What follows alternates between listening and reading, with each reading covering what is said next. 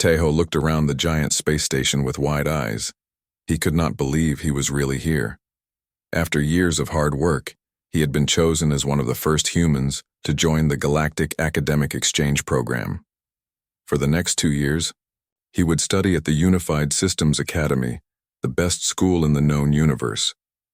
The young man from Seoul, South Korea, had always loved studying plants and animals. Now he would learn about life forms from hundreds of different planets.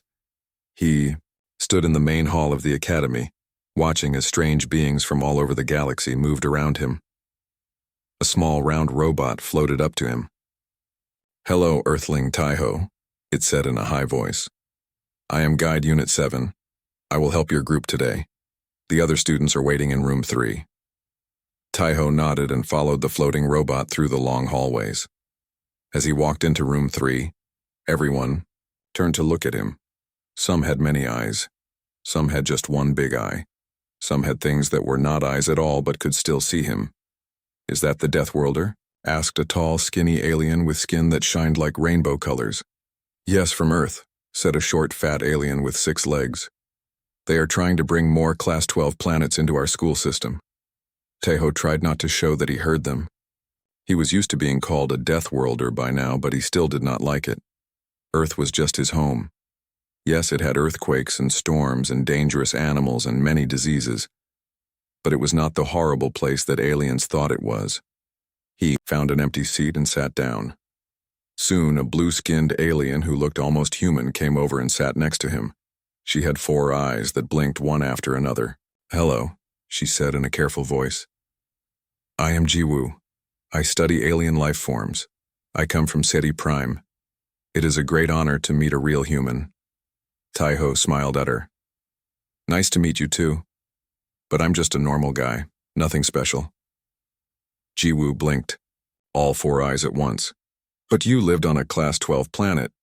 Your kind survived even with thousands of natural disasters, dangerous animals, and tiny sickness-causing things that would kill most thinking life forms.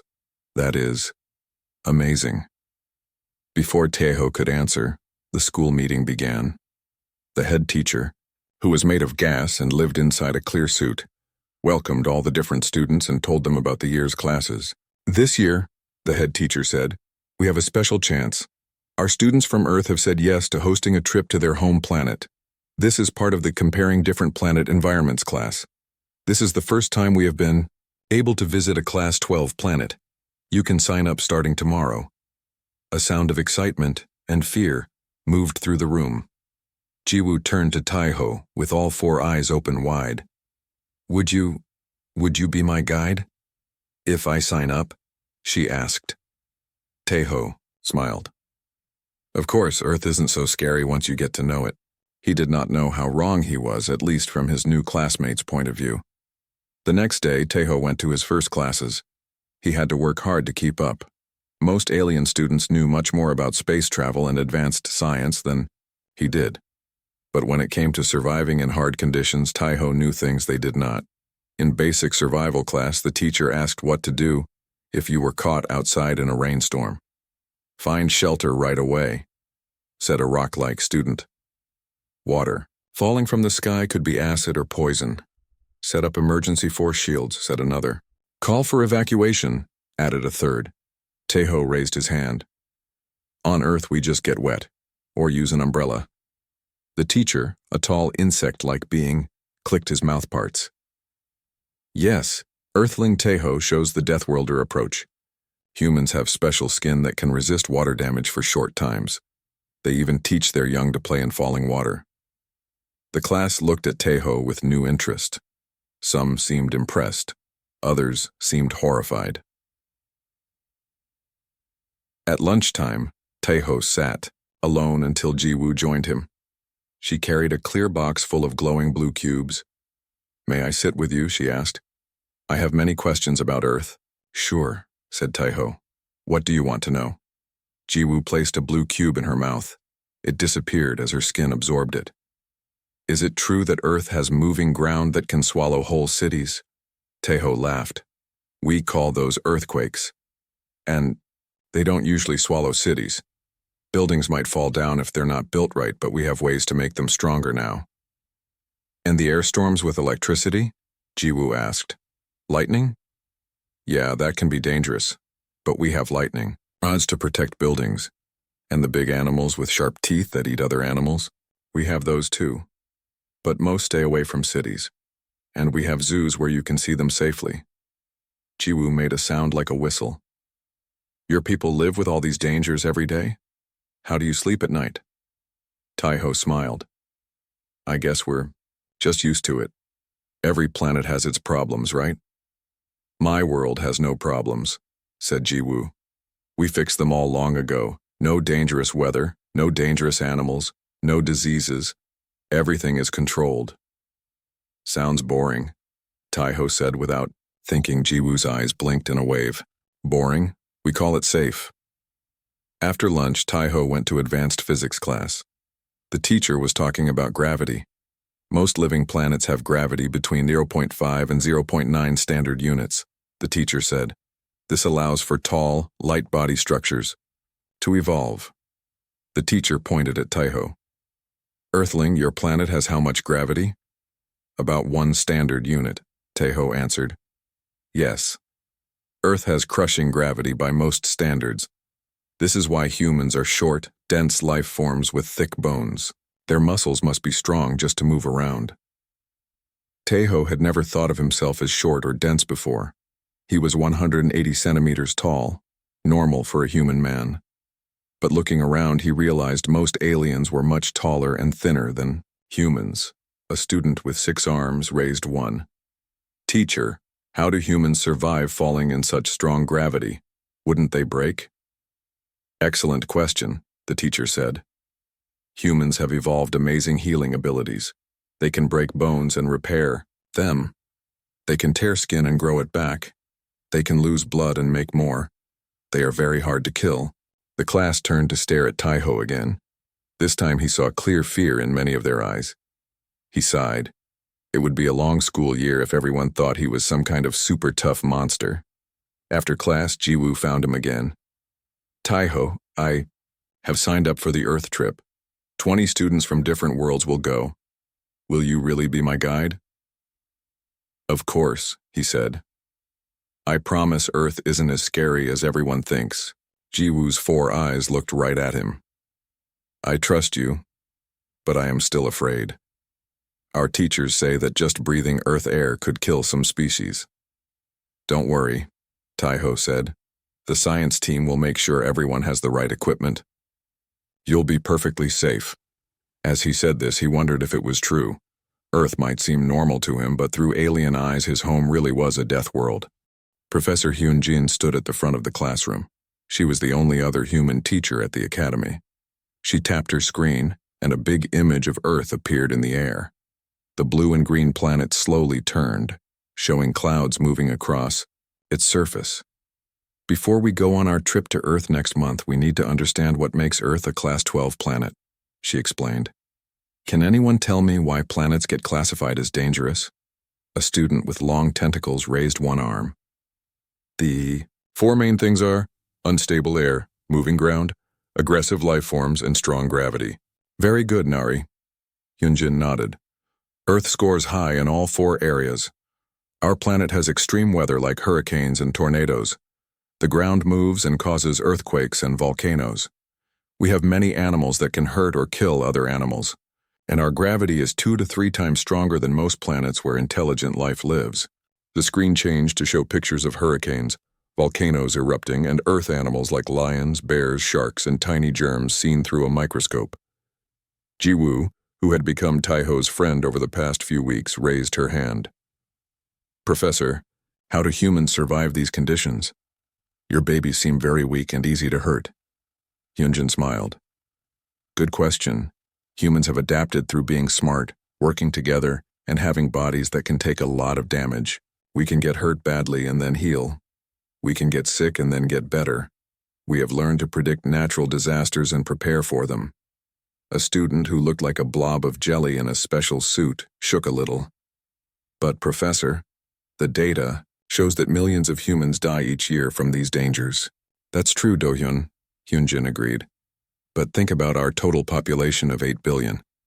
We've adapted to see these dangers as normal parts of life. After class, Tejo found himself surrounded by nervous classmates. Is it true your oceans have tiny life forms that can eat through our outer shells? Asked a student named Minseo who looked like a crab. And your planet has places where the ground suddenly opens up and swallows buildings? Added Do-hyun, the jelly student. Taiho laughed. We call those sinkholes and they don't happen very often. As for the oceans, they're mostly safe if you know what you're doing. Mostly safe, repeated Jiwoo, her blue skin turning a lighter shade. That idea doesn't exist in most space languages. That evening, Taiho went to see Professor Hyunjin to talk about the upcoming trip. They're all very scared, he sighed. I've been trying to tell them Earth isn't just a place of death and danger.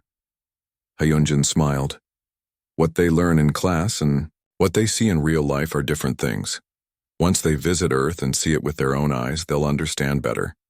Or they'll be even more sure that we're crazy for living there, Taiho replied. Maybe both, Hyunjin laughed. Just wait until they see their first thunderstorm. The next day, Taiho had combat training class. This was a new class for him. On Earth, he had never needed to learn how to fight. But in space, different species sometimes had to protect themselves. The teacher was a tall, four-armed alien with thick skin like armor. Today we will learn about defense against Class 12 predators, he announced. The students paired up. Taiho was paired with Youngjae, a thin alien with 6 legs from a low-gravity moon. Show the class how a human attacks, Earthling, the teacher ordered. Taiho felt uncomfortable. We don't just attack for no reason, he said. Pretend Youngjae has threatened you, the teacher suggested. Taiho sighed and moved toward Youngjae. The 6-legged alien backed away quickly. Stand your ground, the teacher told Youngjae. Use your defensive posture. Youngjae tried to look brave but kept all 6 eyes on Taiho's hands.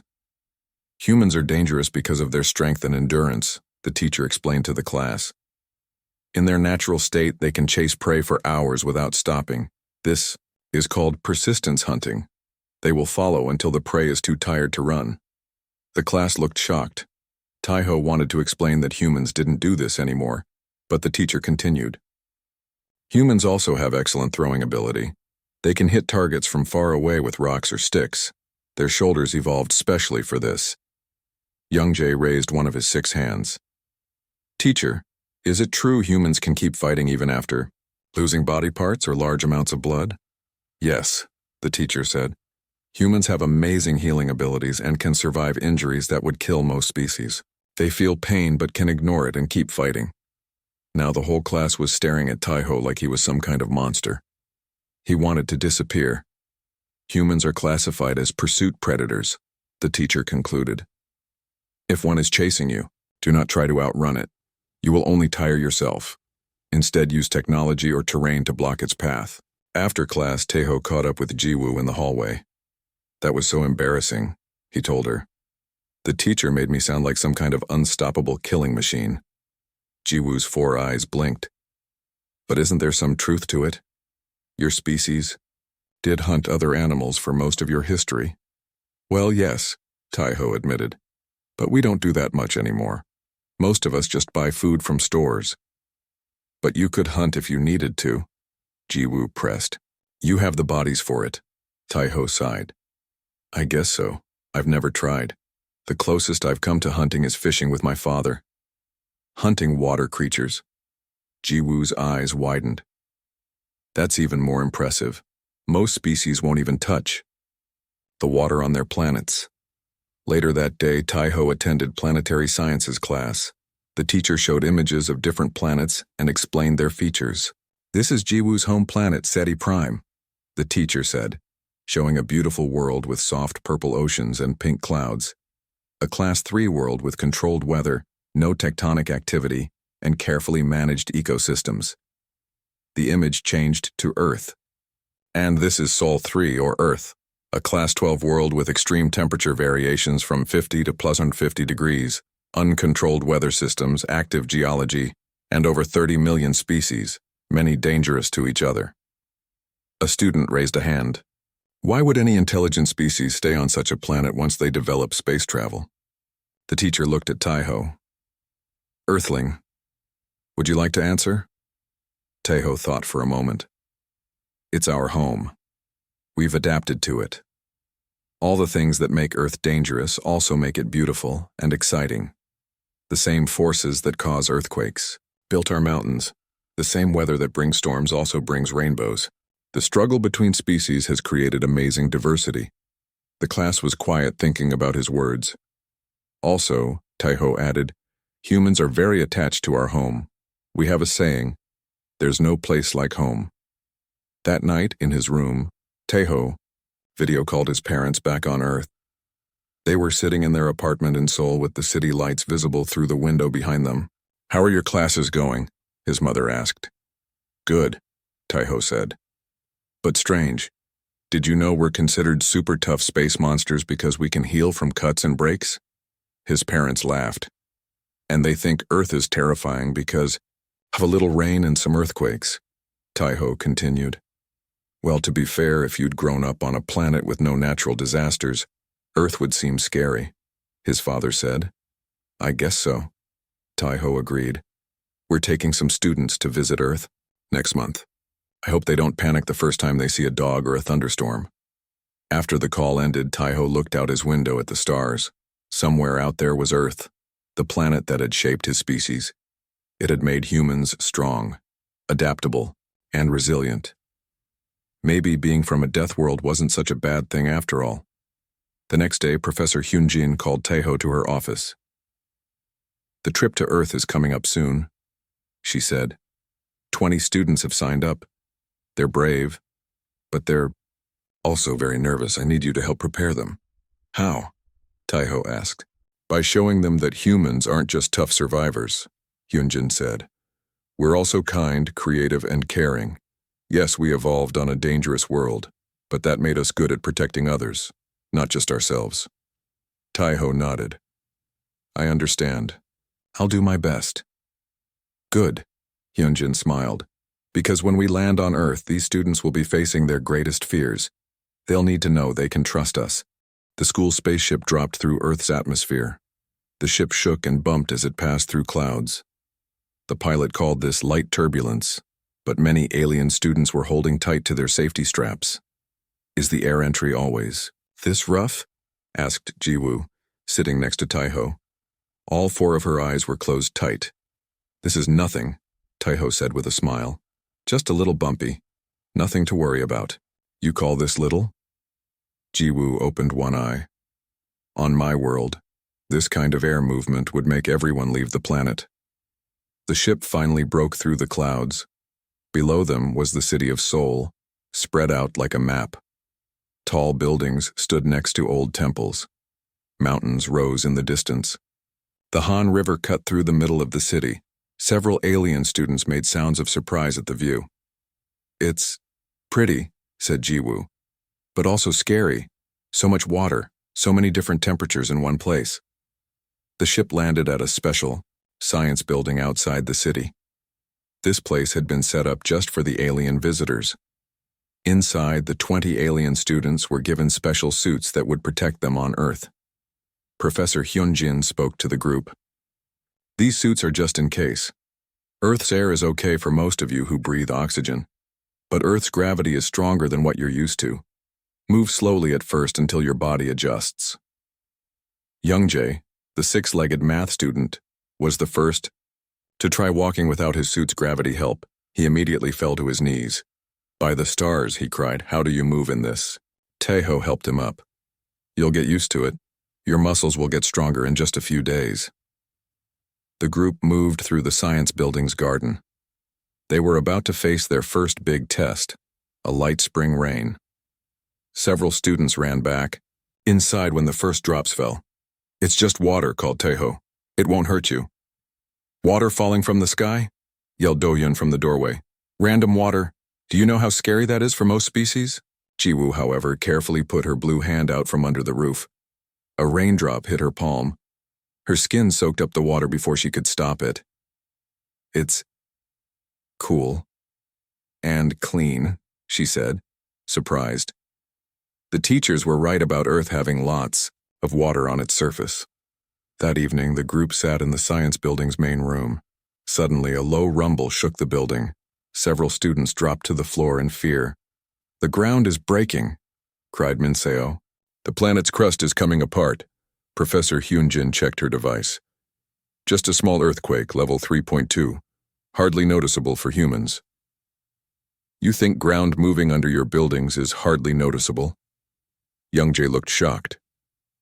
Later that night, a thunderstorm came. The first flash of lightning and boom of thunder sent most of the alien students into panic mode. Taiho found Jiwoo hiding in a small room, all four eyes wide open as she watched electricity light up the sky. "Your planet regularly has energy shooting through the air that's strong enough to kill living things," she whispered, "and you sleep through it."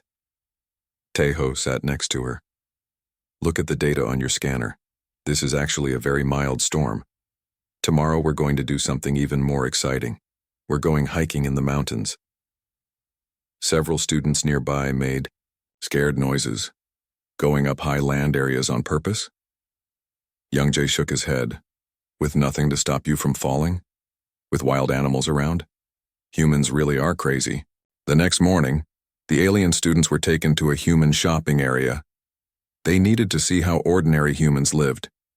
Each alien wore a special suit that made them look more human so they wouldn't scare people. "This is a traditional market," explained Taiho as they walked through rows of food stalls. "People come here to buy fresh food." The aliens were amazed by the variety. Fruits and vegetables in many colors were piled high. Fish and meat were displayed on ice. People were everywhere, talking, laughing, and eating. "So many different life forms for eating," said Nari, looking at the vegetables. "How do you know which ones are safe?" "We learn as children," said Taiho. "Some plants are poisonous, but most are safe. We've been farming these foods for thousands of years." They passed a stall selling live crabs and fish in tanks. Minseo, who looked somewhat like a crab herself, stopped in shock. "You keep water animals in small containers for eating?" she asked in a quiet voice. Taiho felt uncomfortable. "Yes, I know it might seem cruel, but this is how we've always gotten our food from the sea." "Your species truly is a top predator," Minseo said. She didn't sound angry, just thoughtful. Next, they visited a dog cafe where people could pet friendly dogs while having a drink. The alien students were very nervous at first. "These are tame predators?" asked Do-hyun, staying far from a golden retriever. "They're pets," explained Taiho. "Dogs have lived with humans for thousands of years. They're friendly and loyal." Jiwoo was the first to carefully touch a small poodle. The dog wagged its tail happily. "It's soft," she said with wonder, "and it seems to like me." Soon, several aliens were cautiously petting the dogs. Some dogs were confused by the strange smells, but most were happy for the attention. "On my world, we would never let wild animals live in our homes," said Youngjae as a corgi licked his hand. "They're not wild anymore," said Taiho. "They're part of our families." After lunch at the cafe, they went to Seoul's biggest park. It was a warm spring day, and many humans were enjoying the sunshine. Children played on grass. Old people sat on benches. Young couples walked hand in hand. "Your young play outside? In the open air?" asked Nari, watching some children kick a ball. "Of course," said Professor Hyunjin. "It's good for them to run and play. They need exercise to grow strong. But the germs, the sunburn, the falling dangers." Nari's tentacles waved with worry. "Human children are tougher than they look," said Hyunjin. "Yes, they get hurt sometimes. They fall down, they get cuts and bruises. But they heal and learn to be more careful next time." The alien students watched as a small boy fell while running. He cried for a moment, then got up and kept playing after his mother checked his knee. "Amazing," said Jiwoo. "On my world, that child would be taken to a medical center immediately." That night, the group visited the top of a tall building in Seoul. They could see the whole city lit up with millions of lights. 8 million humans live in this one city, explained Taiho. And they built all of this on a planet that sometimes has earthquakes, floods, and storms.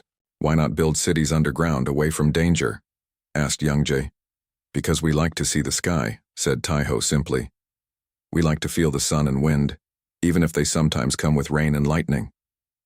Jiwoo stood next to Taiho, looking out at the city.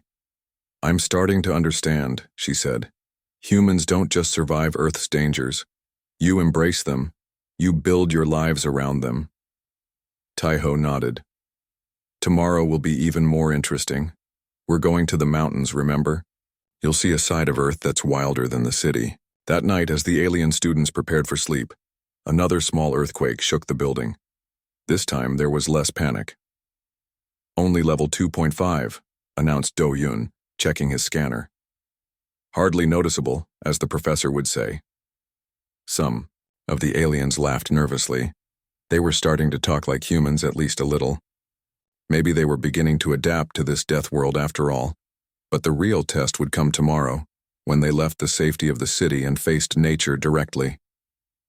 Taiho hoped they were ready. The wilderness had a way of showing who you really were, no matter what planet you came from. The group left early the next morning. They would be going to Bukhansan National Park, a mountain area near Seoul. Their ride was a regular bus, which itself made many students nervous. This vehicle has no crash protection fields, no gravity, controls, and depends on touching the ground to stop, Minseo asked from behind her face shield. And you put human children in these every day? Taiho nodded. Since we were small, school buses are even more basic than this one. The bus drove, up winding mountain roads. Several students held tightly to their seats. When they finally reached the starting point for their hike, Professor Hyunjin gathered everyone for instructions. Today's hike is rated easy by human standards, she explained. We will go up about 500 meters over 3 kilometers. We will see local plants and animals and have lunch at a nice viewpoint. Any questions? Every alien raised a hand. What kind of animals will we see? Asked Do-Hyun nervously. Mostly birds, squirrels, maybe some deer if we're lucky. Hyunjin answered. Nothing dangerous. Your idea of dangerous worries me, muttered Youngjae. As they began walking up the trail, the alien students moved very carefully. Every small sound in the bushes made them jump. Jiwoo stayed close to Taiho, her scanners constantly checking everything. These plants, she said, pointing to some ferns. Are they poisonous? Not these ones, Taiho replied. Though we do have many poisonous plants in our forest, we learn as children which ones to avoid. Children, exclaimed Nari, who heard them talking. You let your young ones come to places like this? Halfway up the trail, they saw a small snake sunning itself on a rock. The reaction was immediate. Several students turned on their emergency shields, and Do-Hyun's jelly-like body changed color in fear. A spine animal with poison, he bubbled. It will attack us. Taiho moved carefully closer and looked at it. It's just a rat snake. No poison and completely harmless unless you're a small animal, like a mouse. How can you tell without scanning it? Asked Jiwoo, slowly coming closer. Pattern recognition, said Taiho. Most humans can tell dangerous from safe animals just by looking at them. As they went higher, dark clouds began forming overhead. Professor, Hyunjin checked her weather app and made a quick decision. Change of plans, we need to go back down, there's a storm coming faster than expected. The alien students were happy to turn around, but halfway down the mountain, the rain started. It poured down hard, the trail became muddy, and thunder boomed overhead. To the aliens, it was their worst fear: unpredictable weather, slippery ground, poor visibility, and electricity in the air. Taiho noticed Jiwoo having trouble with the slippery mud. Without thinking, he took her hand to help her over a particularly bad section. She froze for a moment at his touch, then held his hand tightly. This is why Earth is Class 12, she said shakily as they carefully walked down. Things change in an instant. The ground becomes dangerous. The sky becomes angry. But we adapt, Taiho replied. Look around. Professor Hyunjin had organized the group well. The human guides were helping their alien partners, showing them where to step, how to use trees for support, how to move safely on the slippery trail. Humans don't just survive these conditions, Jiwoo realized. You have evolved to handle unpredictability. When they finally reached the bus, wet and muddy, something unexpected happened. The alien students weren't just relieved. They were excited. "I climbed a mountain in the rain," announced Young Jay proudly. "Under full Earth gravity. I identified 3 non-dangerous native species using only my eyes," added Minseo. Taiho caught Professor Hyunjin's eye, and they shared a knowing smile. Their students were beginning to understand. Back at the research center, the aliens got cleaned up and changed into dry clothes. Then, to everyone's surprise, Professor Hyunjin announced they would be cooking dinner together. "Cooking?" asked Nari. "With heat and sharp tools?"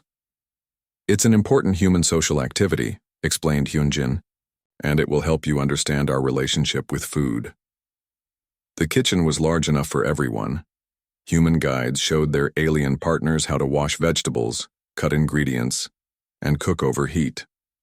"Be careful with the knife," Taiho told Jiwoo as he showed her how to cut a carrot. "They're sharp. You give dangerous cutting tools to your young ones?" she asked, holding the knife cautiously. "When they're ready to learn, yes," Taiho said, "usually around age 7 or 8, with supervision." Across the kitchen, Young Jay was learning to stir a pot of soup. "The bubbling means it's hot enough," explained his human guide. "But not too hot."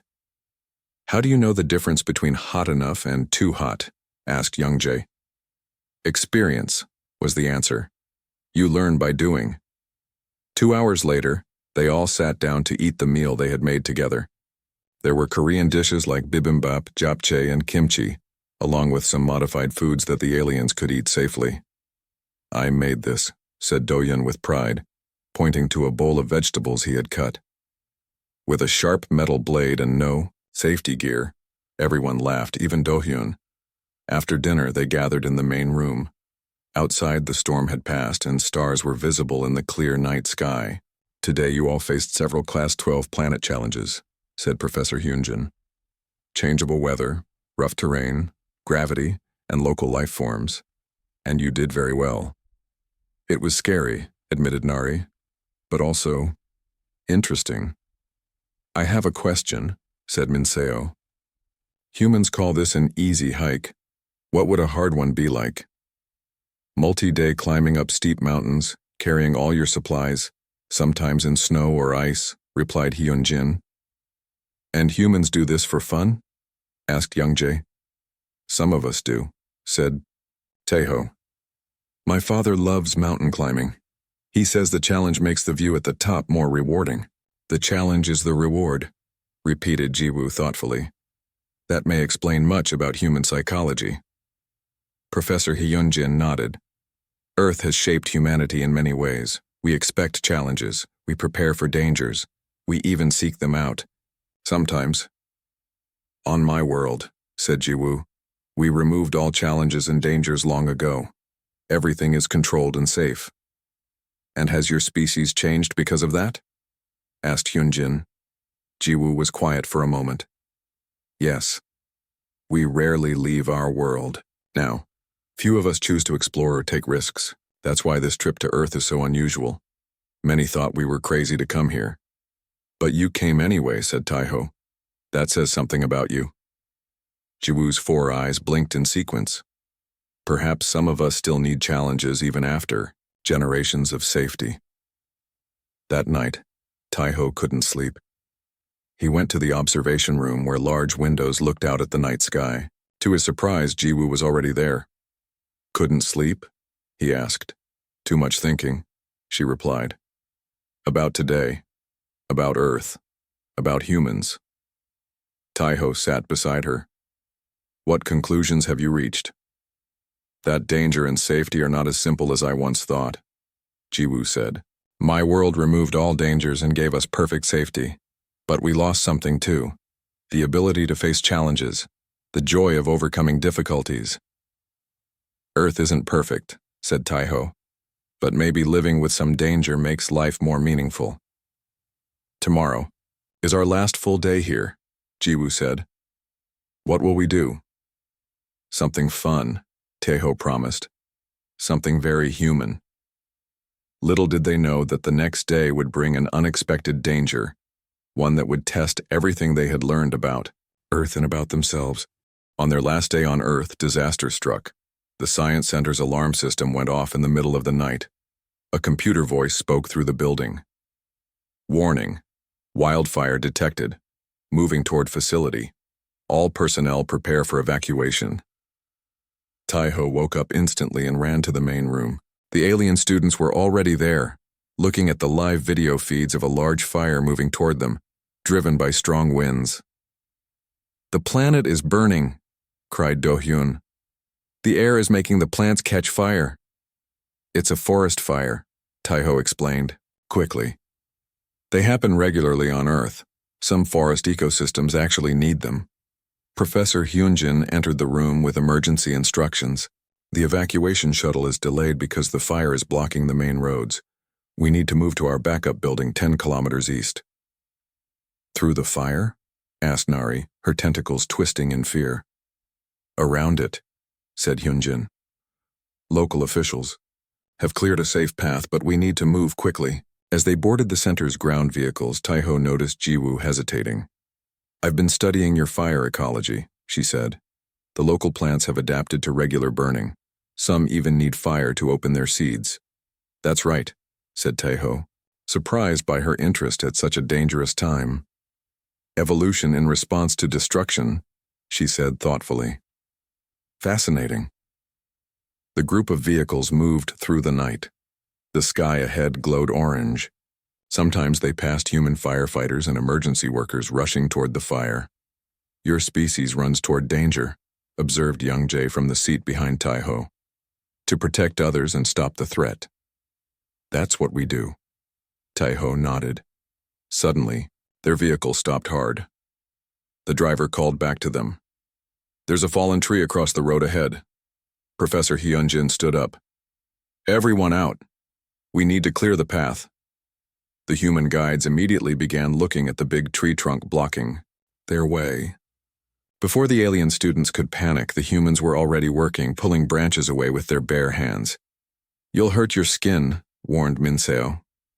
"Small cuts heal," replied Hyunjin, already organizing everyone to roll the main trunk. After a moment, Jiwoo stepped forward. "I can help. My species has good leverage abilities." One by one, the alien students joined the effort, using their different body types to help. Young-jae's 6 legs provided extra pushing power. Nari's tentacles wrapped around smaller branches to pull them aside. Even Do-hyun's jelly-like body was useful in making the road slippery to help roll the trunk away. Working together, humans and aliens cleared the path in 20 minutes.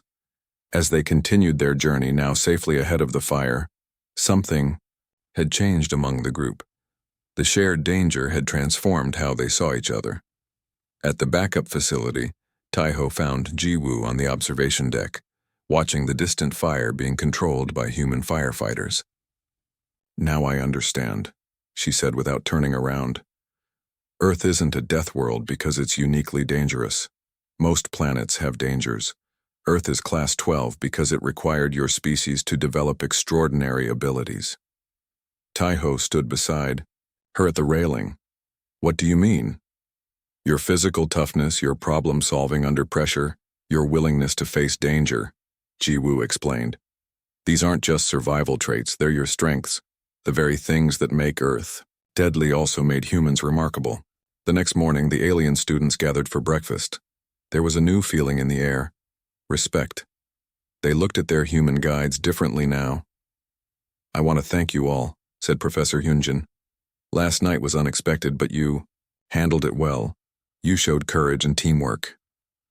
"We just followed your example," said Young-jae. "When humans didn't panic, we realized we didn't need to panic either." After breakfast, local officials gave them an update.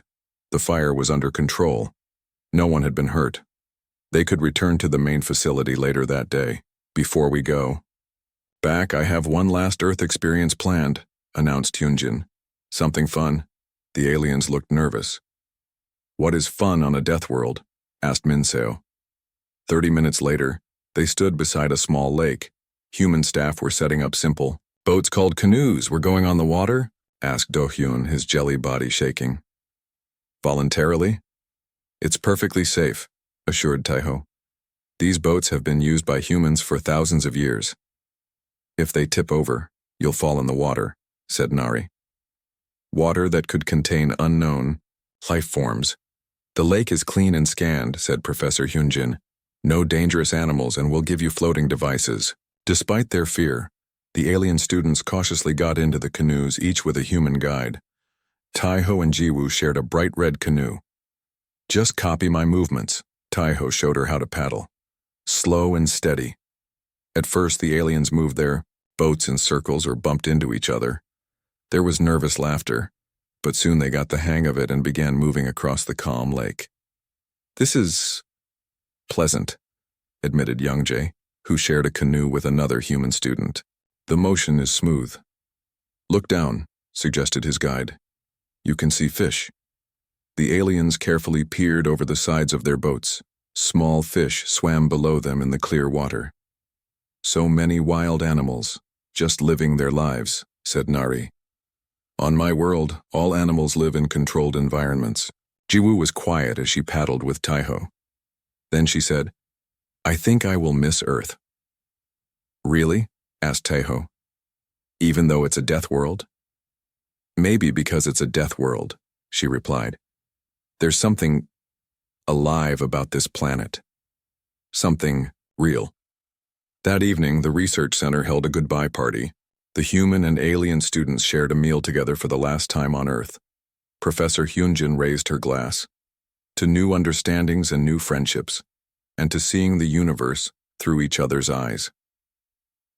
After dinner, Jiwoo found Taiho outside looking at the stars. When we return to the academy, I want to continue working with you, she said. I think there's much more to learn about Earth's evolutionary pressures. Taiho smiled. I'd like that. And maybe someday I can visit your world. You'd find it very boring, Jiwoo laughed.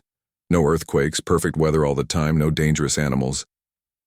Sounds like a nice place for a vacation, Taiho replied. But I'd probably miss the excitement of home after a while. The next morning, as the shuttle prepared to take the alien students back to space, Taiho stood with the other human guides to say goodbye. Earth has changed me, said Youngjae, his 6 eyes blinking. I used to think safety was the most important thing. Now I'm not so sure. I will tell others about this world, added Minseo. Not to scare them, but to help them understand what shaped humans. Doyun's jelly body rippled with colors. I touched fire-affected soil with my bare sensory surface. I felt the vibrations of thunder. I even floated on open water. These are things no one from my world has ever done. Nari's tentacles gently touched Taiho's shoulder. Thank you for showing us that danger is not always something to fear. Sometimes it is something to respect and learn from. Jiwoo was the last to board the shuttle. She stood before Taiho, all 4 eyes looking directly at him. The galactic classification system calls Earth a death world, she said. But I think a better name would be a life world, because everything here, the dangers, the challenges, the constant changes, they all serve life in the end. That's a good name, said Taiho. I like it better than Death World. I will propose the change when I present my research, Jiwoo promised. It may take time, but perhaps one day the galaxy will see Earth as humans do. Not as a place of death, but as a place where life finds a way, no matter what. As the shuttle lifted off, Taiho and the other human guides watched their alien friends return to the stars. Earth might still be classified as a death world in official records, but in the minds of 20 alien students, it had become something else. A world of challenge, adaptation, and remarkable life. A world that had shaped humanity into a species that didn't just survive but thrived in the face of adversity.